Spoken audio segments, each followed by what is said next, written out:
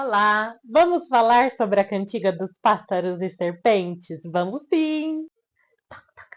Ui, você tem 55 horas para falar sobre a canção dos pássaros e das serpentes. Ai, que bom!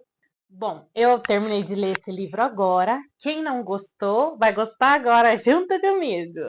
A Cantiga dos Pássaros e das Serpentes, para quem não sabe, é o quarto livro da série dos Jogos Vorazes. Esse livro vai falar sobre a história do presidente Snow. Então, não é muito bem um spoiler dizer que essa história é sobre um vilão. Se você foi uma das pessoas que maratonou o livro quando ele saiu, sinto em te dizer, talvez você não tenha gostado mesmo, e eu até entendo. O livro é super, super lento, eu acho ele até um pouco arrastado.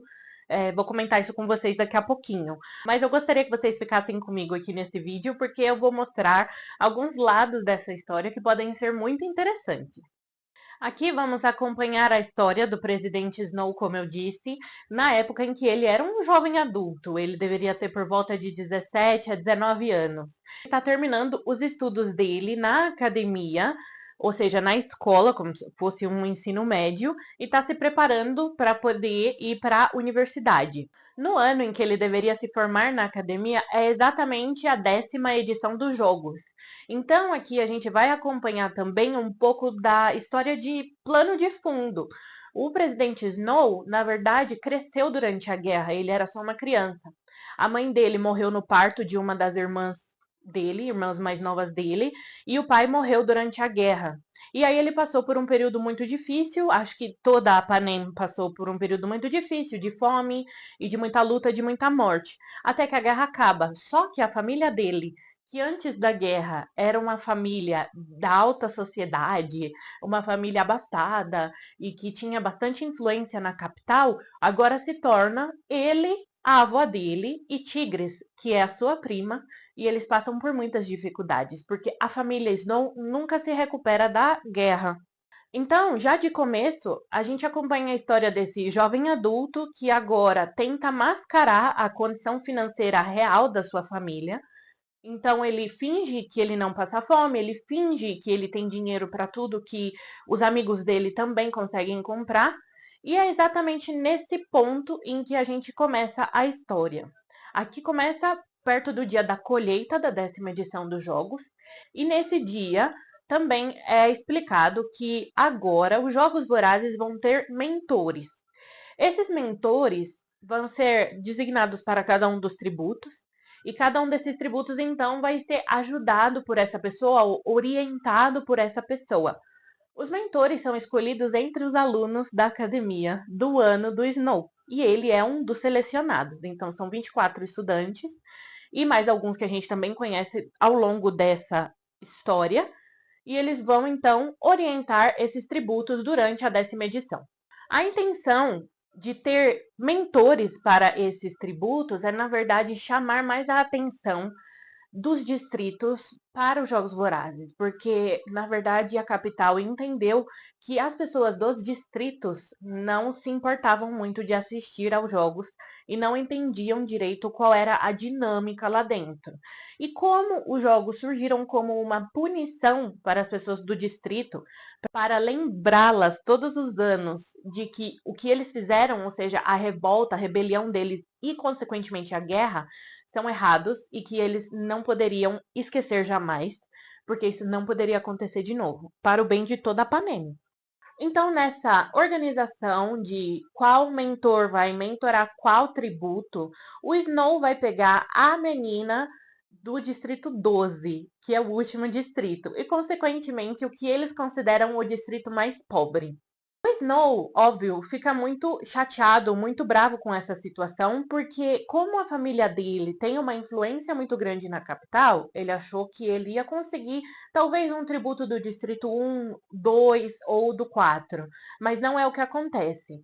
Então essa seleção de tributo e mentor e a assinalação de cada um deles é feita, e Snow fica muito bravo com essa situação.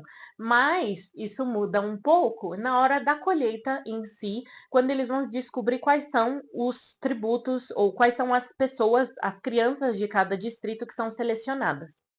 E aí é que entra a Lucy Gray. Então, Lucy Gray é a garota selecionada do Distrito 12. Na hora mesmo da colheita, ela já mostra a personalidade dela, e isso acontece bem no início do livro, quando ela, passando para subir para o palco, joga uma serpente dentro do vestido de outra menina, que no caso é a filha do prefeito do Distrito 12. Então, acho que já ali a Lucy Gray já mostra a personalidade dela de um jeito mais aberto. Nessa jornada, Snow tenta de todas as formas chamar a atenção tanto da chefe dos idealizadores dos jogos, que é a Doutora Gol, e também das outras pessoas a seu redor que assistem aos jogos vorazes e têm algum tipo de influência sobre eles. O objetivo dele é se destacar para que ele ganhe o prêmio da academia no final do ano letivo. E assim, com esse prêmio, quem sabe ganhar uma bolsa de estudos, já que ele não tem dinheiro para pagar a universidade no ano que vem. Ali, a gente já vê muito do caráter do Snow se revelando, porque em muitas ocasiões os pensamentos dele são acessíveis a nós como leitores e mostram que, na verdade, ele sempre acreditou na superioridade da capital. Sempre acreditou que as pessoas da capital eram mais merecedoras ou eram de um nível superior às pessoas do distrito. Então, ele olha com muito desprezo para todas as pessoas do distrito. E dentre as pessoas da capital, ele sempre acreditou também na superioridade de sua própria família, apesar da situação financeira deles no momento. Dentre esses outros mentores selecionados, também existem outras pessoas que vão fazer parte da história e são muito importantes. Uma dessas pessoas é chamada Sedianos, que é o amigo dele. Esse amigo, na verdade, assim, amigo, não, amigo é uma palavra muito forte. É uma pessoa que ele conhece há muitos anos. Sedianos é filho de Straboplin, que é um homem que foi muito influente durante a guerra, porque ele era do Distrito 2, originalmente, e ele vendia os armamentos para a capital. Então, na verdade, a família dele, a produção de armas dentro do Distrito 2 foi muito significativo para a capital. O que depois de um tempo fez com que a sua família se mudasse para a capital, vinda do Distrito 2, já que a capital permitiu a eles ficar ali, já que eles tiveram muita influência durante a guerra e a ajuda deles foi definitiva para que a capital ganhasse a guerra, né? Então a gente tem esse menino que na verdade nasceu e um pouco da vida ele passou no Distrito 2. Ele é muito apegado ao Distrito 2 e ele nunca se viu como uma pessoa da capital. Esse menino, chamado Sejanus, ele é muito importante também para a história do Snow, tá? Então também eu acho que é um personagem chave aí no meio. Falando um pouco da família do Snow, a Tigris é a prima dele. Ela também é da capital, também mora com ele, mas ela trabalha em uma casa de família, assim, então mais ou menos ela é uma empregada doméstica na casa de uma outra pessoa que também é da capital e ela gosta muito de fazer roupas, tá? Ela é uma, digamos assim, uma estilista, ela sabe muito de moda. E aí é interessante voltar nos Jogos Vorazes, da Esperança, porque Tigres em um certo momento aparece ali e também é uma outra indicação do que o Coriolanus é capaz de fazer. Se você fez qualquer coisa parecida comigo, você deve ter lido esse livro aqui muitos anos depois de ter terminado de ler a trilogia original. Então, eu, por exemplo, li a trilogia há mais de 10 anos. Eu li quando ainda não existiam nem os filmes. Então, isso é para dizer que faz muito tempo que eu li a trilogia original e vi os filmes. E na verdade eu nem tinha visto os dois filmes da Esperança. Nunca cheguei a ver. Então, o que acontece? Eu não lembrava direito, e durante toda a leitura desse livro eu não lembrava direito que o Snow era, na verdade, um vilão durante a trilogia original. E na minha cabeça, eu não sei porquê, eu devo ter esquecido um pouco da história, mas eu pensava que ele, na verdade, ajudava a Katniss. Então, se você for lá e ver a trilogia de novo, se você assistir os filmes, você sabe que ele não ajuda ela, não existe isso. Então, desde o começo a gente sabe que ele é um vilão e é interessante ver como ele se desenvolve, porque na verdade o Coriolanus ele tem, acho que como todos os seres humanos, uma parte boa e uma parte ruim. Então ele tenta em um certo modo desenvolver certas virtudes, mas como a gente sabe, 65 anos para frente, isso não dá muito certo. Ele continua sendo uma pessoa gananciosa, arrogante e que obviamente quer sair por cima em todas as possibilidades que ele tiver. Quando ele conhece a Lucy Gray, por conta da ocasião dos Jogos Vorazes, alguns pensamentos diferentes começam a ocorrer a ele. Então ele pensa em certas coisas de formas diferentes e também pela sua proximidade com Sejanos, que é esse amigo dele do Distrito 2, e aí ele começa a ventilar algumas outras ideias que talvez não sejam todas aquelas que ele teve até ali aquele momento. Mas durante toda a trajetória do livro, vocês vão perceber que isso ainda assim é a construção de um vilão, que daqui 65 anos vai praticamente patrocinar a destruição inteira de Panem.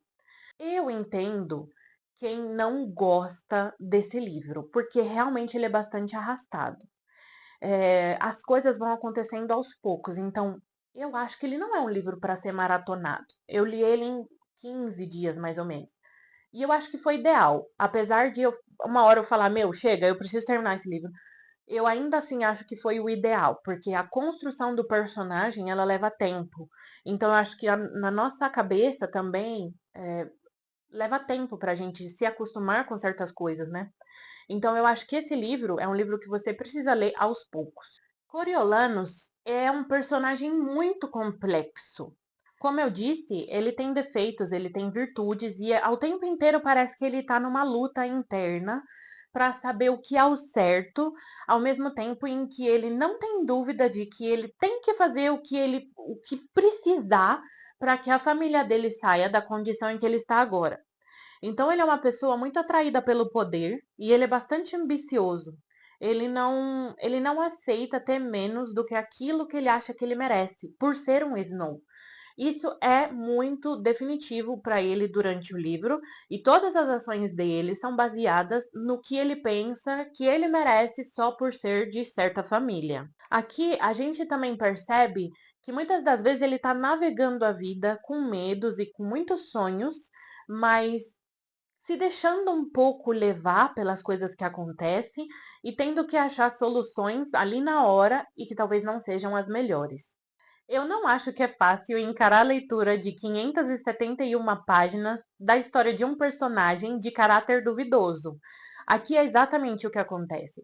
Às vezes você vai se pegar pensando que o Snow vai engatar e vai virar uma pessoa do bem. Às vezes você vai lembrar que na verdade ele não é uma pessoa tão do bem assim e que ele tem bastantes falhas de caráter.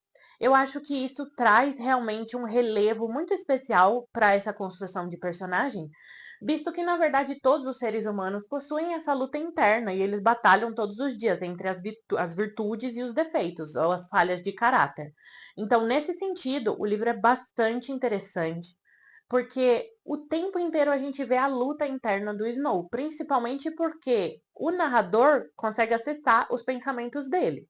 Além de tudo isso, também acho que o livro foi uma excelente oportunidade de revisitar a atmosfera dos Jogos Vorazes, mas também aprofundar aquilo que se vem conversando de leve nos outros livros, que é o motivo dos Jogos Vorazes. Então aqui é muito discutido, principalmente entre ele, o Coriolanus, e a Doutora Go, que é a chefe dos idealizadores dos jogos. Durante muito tempo eles conversam sobre o motivo dos Jogos Vorazes, a natureza do ser humano, se o ser humano é essencialmente mal ou se ele é essencialmente bom, e também sobre a luta de classes, a organização de uma sociedade, política, tudo isso é bastante discutido aqui. Eu acho que esses são temas interessantes porque eles não foram aprofundados na trilogia original. Então, aqui, quando ele volta, ele também carrega muitos desses debates e não necessariamente se chega a uma conclusão, mas a nossa ideia sobre o livro e sobre esse mundo, né, se expandem bastante. Então, essa parte também é fundamental. E eu acho que ela também traz um pouco dessa lentidão narrativa para o texto, porque são alguns diálogos mais extensos, em que as coisas são debatidas e não necessariamente você sabe aonde eles querem chegar com aquilo. Porém, é necessária. A narrativa também carrega uma atmosfera hostil, que é misturada com uma atmosfera onírica. Porque quando a gente coloca Lucy Gray aqui em cena, ela é uma personagem mais leve, ainda assim com personalidade, mas mais leve. E ela traz muitas canções, muita arte, muita música, o que torna o livro também o que dá ao livro uma atmosfera onírica, mas sempre misturado com o hostil, a guerra, o exército dos pacificadores, o medo, a opressão e os jogos vorazes em si. Então, aqui existem várias espécies narrativas diferentes. Tem a jornada de um jovem adulto em busca da sua identidade. Temos também aquelas intriguinhas de escola, de amigos de escola. Aí temos os jogos vorazes, que é pura carnificina. Temos uma parte também que dá muito medo, então é uma parte meio de terror psicológico. Temos a parte depois dos jogos vorazes, que também traz uma atmosfera de medo, a la crime e castigo. E aí tem aquele drama psicológico intenso. E no meio de tudo isso, as decisões que o Snow faz, a seu favor ou não, e que ele decide e a gente acompanha o processo de decisão dele, conseguindo também julgar e tomar uma decisão própria. Eu acho que no final dá pra gente entender que realmente é a história de um vilão, mas ela faz sentido pra história. Eu consigo entender exatamente o motivo de Suzanne Collins ter decidido criar a história dele, porque ela faz muito sentido e ela agrega muita coisa na trilogia original. Eu adorei o livro, apesar de eu também achar que ele é arrastado, mas eu acho que isso faz parte da construção excelente de personagens que a Suzanne Collins faz aqui. Eu acho que ela realmente tem o dom de construir personagens. Não aqueles batidos que são, ah, digamos, personagens modelos, ou que você bate o olho, vê as atitudes que ele tem, você já entende qual é o estilo dele. Mas eu acho que ela constrói personagens únicos.